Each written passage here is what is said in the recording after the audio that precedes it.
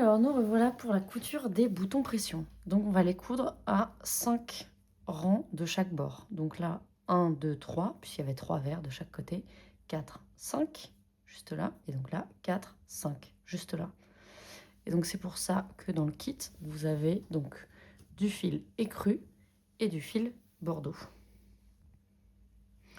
Donc, on va commencer par enfiler le fil. Hop, juste comme ça. On peut enlever ça, on le remettra plus tard. Et donc là, on va commencer par le haut. Donc là, si on plie comme ça, en prenant bien comme ça, on se dit qu'on va le mettre donc ici par exemple. Ce qui fait qu'il faudra qu'il soit par là. Voilà. Et donc, le premier, c'est pas si grave au niveau de la position, c'est plutôt le deuxième qui comptera pour être sûr que ça se ferme bien. Et donc là, avec ce fil, c'est un fil qui est vraiment très résistant. Il est fin, mais il est très résistant. Et si vous vous demandez pourquoi c'est pas du raffia, c'est qu'en fait, du raffia, ça aurait été vraiment trop épais. Donc là, on va passer donc dans du raffia. On va pas complètement passer dehors. Vous voyez, on va pas faire ça, puis ressortir, puisqu'on le verrait de l'autre côté, ce sera un petit peu moins joli. Donc on va juste passer dans ce sens-là, du raffia. Et là, l'idée, c'est de coudre, du coup, les quatre coins de ce petit fermoir.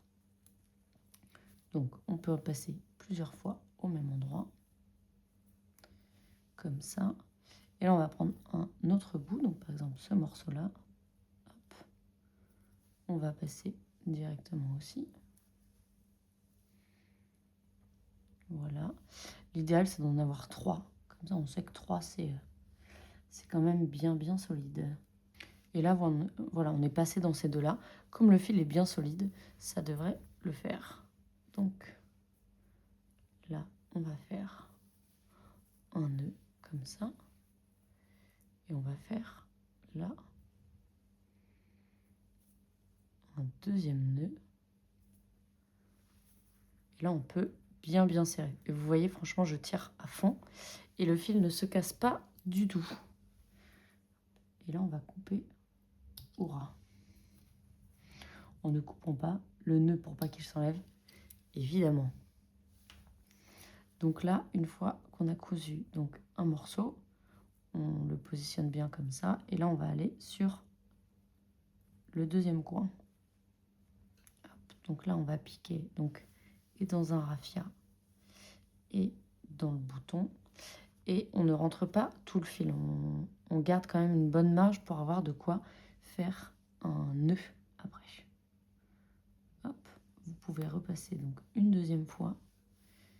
Veillez bien à ce que le fil du coup n'embarque pas, le deuxième passage n'embarque pas le premier fil. Donc ça, vous pouvez rester et tirer. Continuez de tirer sur ce petit morceau-là. Comme ça, vous êtes sûr qu'il en reste toujours. Dans la mesure du possible, le mieux, c'est quand même de ne pas déchirer le raffia et de ne pas piquer au milieu du raffia, parce que ça pourrait un petit peu le fragiliser. Hop, un deuxième. Et là, on va en faire un petit troisième. Hop, juste là. Hop.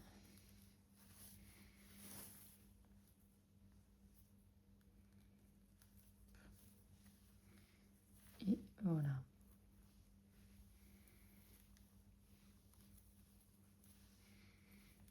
Donc là encore, on fait un double nœud. Bien serré. Vous pouvez même en faire un triple si vous voulez.